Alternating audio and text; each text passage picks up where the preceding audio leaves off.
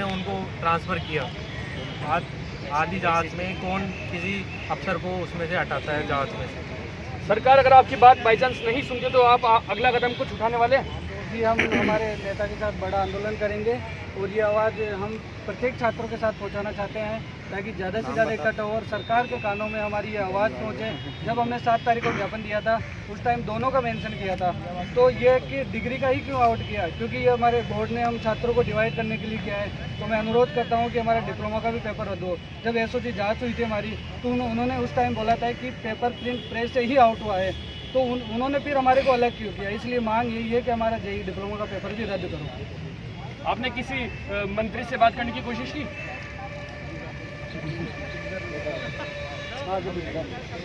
जी, हम राठौर आपने किसी मंत्री जी से बात करने की कोशिश की? हाँ जी, हमने काफ़ी सारे मंत्रियों से बात करने की कोशिश की और हमने ज्ञापन भी दिया था इजाज़त के लिए। सबसे पहले मैं नाम साथ में नहीं कर पाऊँगा क्योंकि सब नहीं, नाम बता दीजिए। आप मुझे नाम बता सकते हैं मुझे?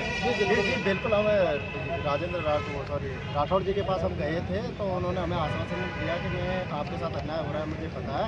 जैसे कि उन्होंने डिग्री वाला पेपर सरकार ने रद्द किया था तो उनको ठोस सबूत मानते हुए उनको पता है कि इसमें धोखेबाजी हुई है आप लोगों के साथ में। तो मैं आपकी आवाज़ ज़रूर सरकार तक पहुंचाऊंगा और सबसे पहले मैं आपका आवाज़ वालों का धन्यवाद कहना चाहूँगा कि आप हमारे साथ में हर कदम पर साथ में खड़े हुए हो और आप हमारी आवाज़ पहुँचा रहे हो। और फिर दूसरी बात, जैसे कि अभी आपको पता होगा कि हमारे विपक्ष में एक आंसर को निकालने वाले दूसरा गिरोह खड़ा हो चुका है। तो मैं आप मीडिया के माध्यम से उनसे एक संदेश देना चाहूँगा और पूछना भी चाहूँगा कि जब आप उन्होंने कहा था कि हम 4-5 साल से बेरोजगार हैं, जनता हमने मेहनत की और पढ़ाई की, उसके बाद हमने हमारे आंसर की निकाली थी।